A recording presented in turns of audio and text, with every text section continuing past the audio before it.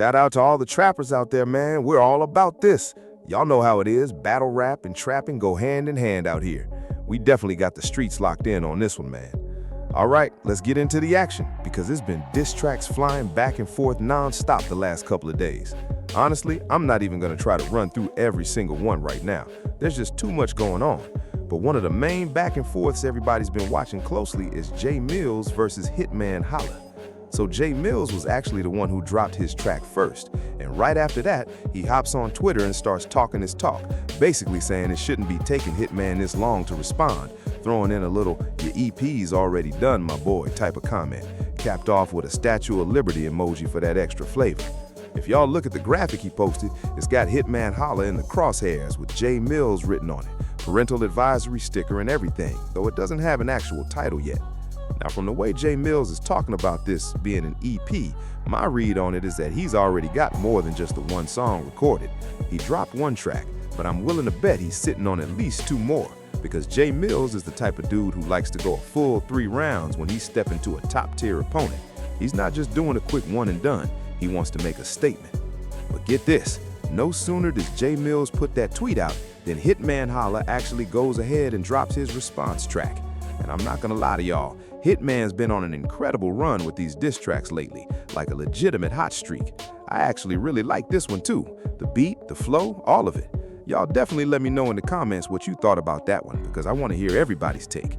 But then, as if that wasn't enough for one night, Swamp decided late last night that he wasn't just gonna sit back and let Hitman have the spotlight all to himself. So Swamp goes ahead and drops his own diss track aimed at Hitman Holla as well. And listen, I'm not gonna lie to y'all, Swamp is absolutely nasty when it comes to picking beats, man. If you haven't checked out his music yet, you really need to go do that, because dude's got a whole different pocket when it comes to production choices.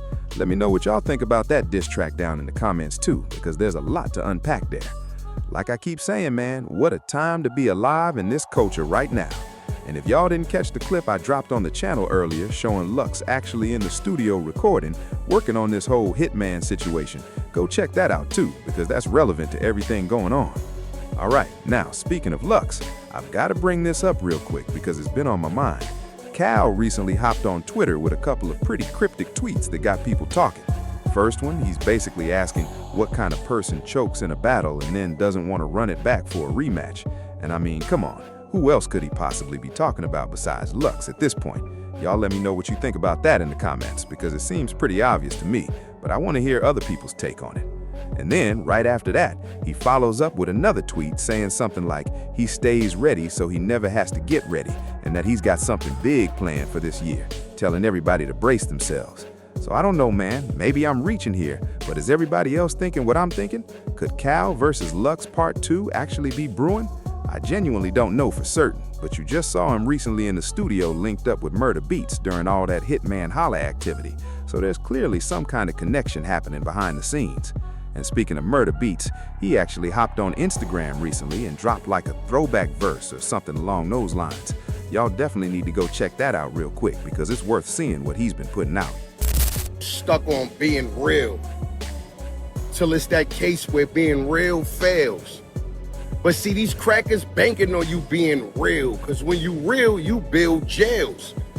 You so caught up on how you perceived by other motherfuckers, you would throw your whole life away to prove you ain't a sucker. You hear niggas say, man, I'm real, my man carry the steel, I tell him to drill. No, nigga, you real. When your man you tell him to drill, tell him to chill. It's all not right. Rather than want respect from somebody with some success or in the spotlight, niggas want respect from niggas who run the wreck and who fly kites. They trying to glorify jail like it's cool cause you got stripes. Nigga, jail ain't cool. You better ask all the niggas who got life. And if you smart, you a chump. They be like, man, fuck that graduation. But see that they have a kid and want to get them the best education.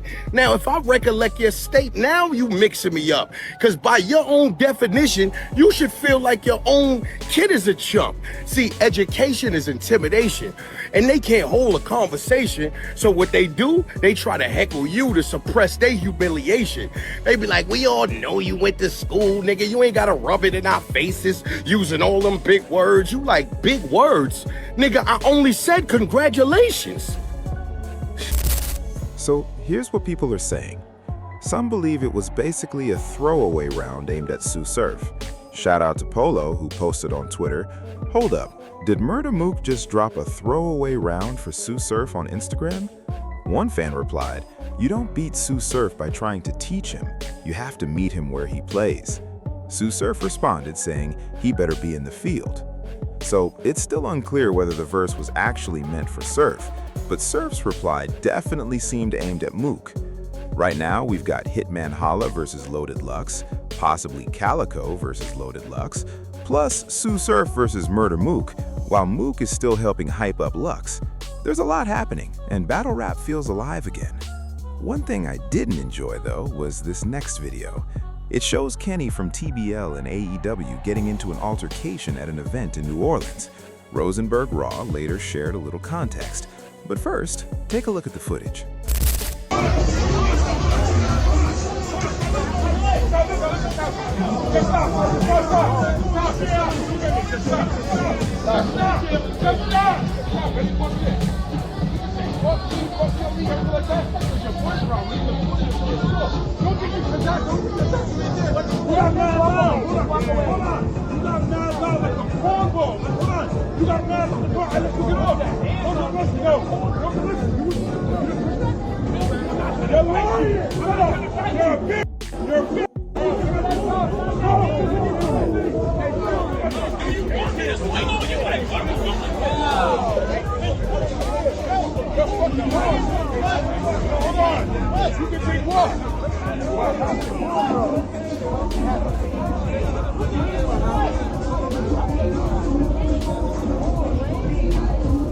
Twerk no shows the Houston event. They still wanted A-Ward to go to Houston. A-Ward still wanted his money whether Twerk showed up or not, if he was going to still go to Houston type shit.